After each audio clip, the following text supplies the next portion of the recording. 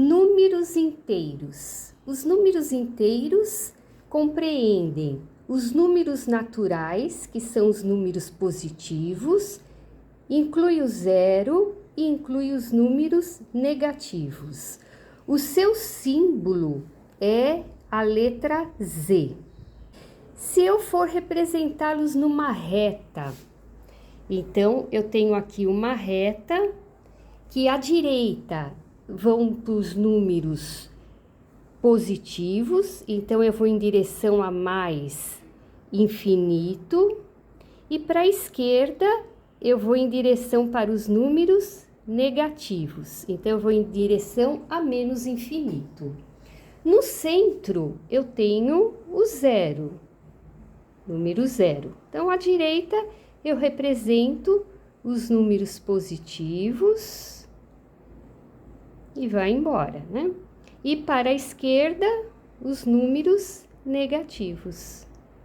Então, conforme eu vou andando para a esquerda, os números vão ficando cada vez menores. No plano cartesiano, o plano cartesiano é uma convenção, tudo é uma convenção, como eu já falei.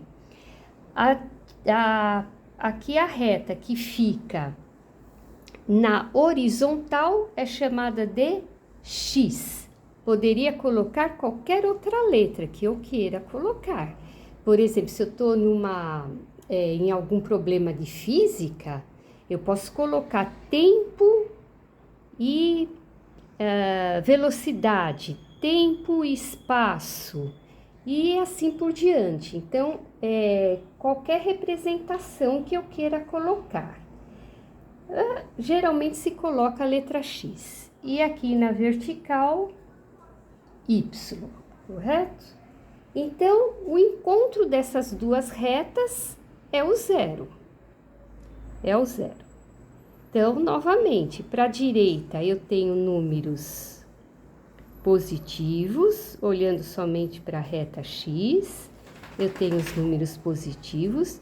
É bem importante que quando você monta uma reta, um plano cartesiano, que o espaço, a medida que você colocar, seja coerente. Você pode usar régua, né? Coloca lá. Então, eu vou falar que cada unidade tem 1 centímetro, cada unidade tem meio centímetro, para que fique fiel àquilo que você está procurando. O que eu não posso fazer?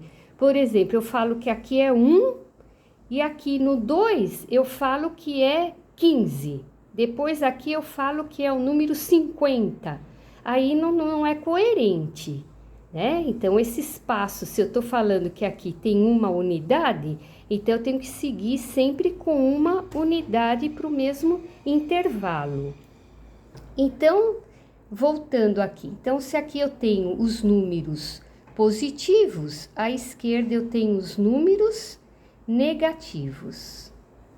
Então, também estou mais ou menos seguindo a mesma proporção.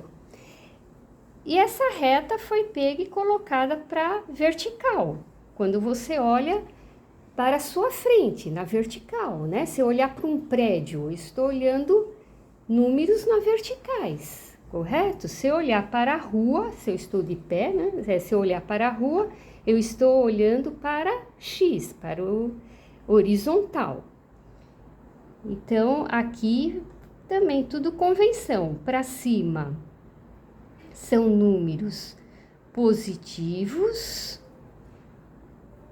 e para a parte de baixo, números negativos.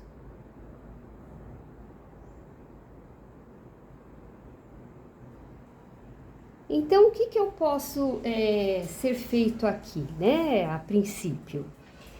Pedir alguns pontos. Então, aqui eu coloquei 5 exemplos. Então, olha lá, eu quero encontrar o ponto 1 e 3, depois eu quero o ponto menos 1 e 4, depois eu quero o ponto menos 2 com menos 3, depois 0 e 1, e depois 2 e 0. Então, eu vou procurar esses pontos aqui no plano cartesiano. Então, o primeiro ponto aqui, 1 e 3. Então, sempre o primeiro número é o que está na horizontal. Então, aqui eu representei pela letra X. E o segundo número sempre são os números que estão na vertical, que eu representei aqui pela letra Y. Então, vamos procurar o número 1 e 3. Então, o 1 está aqui, ele encontra com esse 3. Então, aqui formou um ponto. Olha lá, esse ponto aqui é o meu ponto A. Correto? 1 e 3. O outro par, menos 1 com 4. Então, o primeiro número é de X, é da horizontal, menos 1, com 4 de Y. Então, olha lá, então eu vou ligar esse ponto aqui, eu ponho pontilhado, porque ele não é uma reta, nós estamos procurando pontos. Então, esse aqui é o ponto B, ok? Ponto C, menos 2 com menos 3. Então, menos 2 do X com menos 3 do Y. Então, eu encontrei o ponto C. Ponto D, 0 e 1. Então, o 0 está aqui, é do X, com 1 do Y. Então, eu marco aqui. 0 com 1. Está no próprio eixo Y, né? E 2 e 0. 2 e 0 é o 2 do X com o 0 do Y. Então, eu vou marcar aqui. Então, esse é o ponto E. Soma ou subtração de números inteiros. Então, o número negativo, como eu falei, sempre vamos pensar que estamos devendo. E o positivo é aquilo que você tem. Então, aqui é uma conta bem simples. 10 menos 8, nós estamos muito acostumados com esse tipo de conta, porque eu tenho um número maior e subtraio um número menor. Né? Então, nós sabemos que 10 menos 8 é 2, correto? Mas vamos pensar como ter e dever. Então, eu tenho 10, devo 8. Então, sobrou 2, correto? Você tem, vamos supor que você tenha laranjas. Eu tenho 10 laranjas, eu dei 8 laranjas, ainda me sobraram 2 laranjas. Então, isso é muito comum. Vamos no mercado, levamos dinheiro e aí passamos no caixa. Então, né, se eu tenho uma nota de 10 e eu paguei R$8 em algum produto, eles têm que me dar o troco de 2. Então, sobrou para mim, fiquei com 2, correto? Agora, vamos pensar o contrário. Eu tenho 8 e devo 10. Então, eu tenho só 8, mas eu tenho uma dívida. Eu tenho que tirar desse 8, eu vou ter que tirar 10. Mas não dá, né? Porque eu tenho 8, eu vou tirar 10, então eu passo a dever. Eu estou devendo. Então, dever, olha lá, negativo, eu estou devendo 2. Então, veja, claro que nós sabemos que tem aquela regrinha que fala, né? Subtraindo, né? 2 números, subtrai e mantém o sinal do maior, né? Então, números de sinais diferentes, subtrai e mantém o sinal do maior. Então, aqui eu subtraí, né? 10 de 8 dá 2, o 10 é maior, ele é negativo, ficou negativo. Mas veja como é mais fácil você pensar nessa regra do você ter quando é positivo e você dever quando é negativo. Fica muito mais simples. Então, olha lá, eu tenho 15, devo 7. Então, eu tenho 15, pago 7, sobrou quanto? Sobrou 8. Sobrou 8, positivo, quer dizer, é aquela mesma história. Eu vou no mercado com 15 reais, eu gasto 7, então eu voltei para casa com 8. Eu posso colocar o sinal de positivo na frente do 8? Eu posso, porém não é necessário colocar esse número, esse sinal positivo, porque a ausência do sinal já identifica que esse número é um número positivo. Agora aqui, ó lá, eu devo 15. Eu devo 15 e devo mais 7. Então, vamos supor, você deve 15 para alguém. Aí você vai lá e com outra pessoa você deve 7. Então, se eu devo 15 para uma pessoa e devo 7 para outra, ao todo eu tô devendo, ó lá, devendo. Então, já põe o negativo ali. 22, porque 15 com 7, 22. Eu passo a dever 22. Multiplicação e divisão de números inteiros. Então, recordando, na multiplicação e na divisão, a regra de sinais vale da seguinte maneira: sinais iguais, o resultado é positivo. Sinais diferentes, o resultado é negativo. Então, que eu aconselho que você sempre olhe o sinal.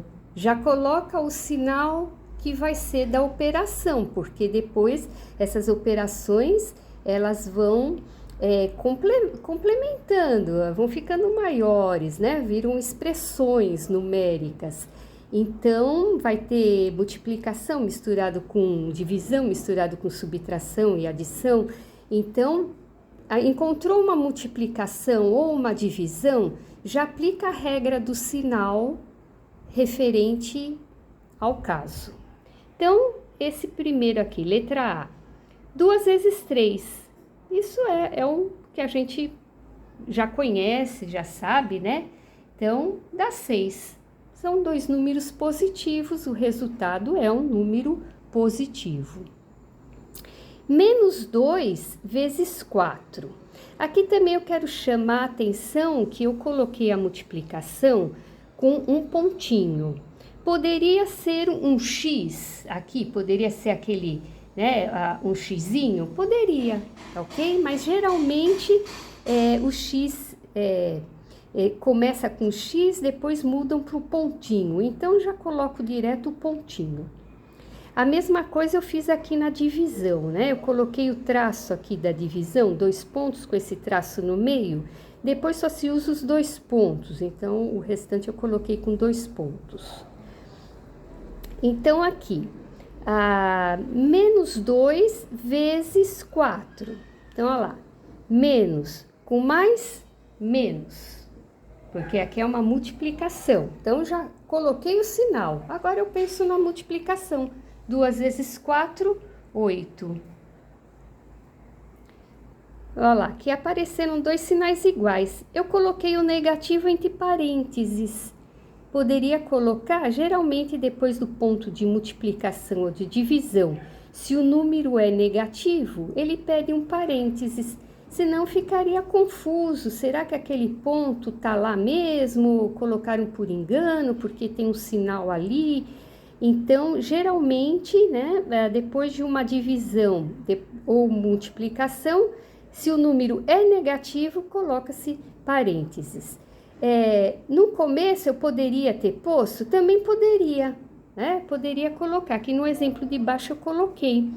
Aqui eu não coloquei, porque ele está começando o número ali, então não tem confusão, não tem operação na frente dele que possa confundir. Então vamos pensar no sinal, é multiplicação, menos com menos dá mais. Preciso escrever o mais? Não, não precisa. Nenhuma expressão você vai precisar. Se tiver mais números, se a conta continua dali, né? Mas aqui não haveria necessidade. A ausência de sinal já diz que o número é positivo. 2 vezes 5, 10. Ó, outro aqui, menos com menos, mais. Então, não vou colocar o sinal, porque a ausência de sinal indica que o número é positivo. 1 vezes 7, 1 vezes 7, 1 vezes 7, 7, correto? Lembrando que 1 é neutro na multiplicação. 10 vezes menos 2. Então, positivo com negativo dá negativo. 10 vezes 2, 20. Agora aqui tem a divisão. 30 dividido por 3, 10. Aqui não teve também, né? Tudo positivo, dá positivo. Menos 4 dividido por 2. Então, é uma divisão, menos com mais, menos. 4 dividido por 2, 2. Menos 5 dividido por menos 5. Menos com menos, mais. Não preciso colocar sinal. 5 dividido por 5, 1. Então, sempre que eu divido o número por ele mesmo, sempre dá 1. Menos com mais, menos.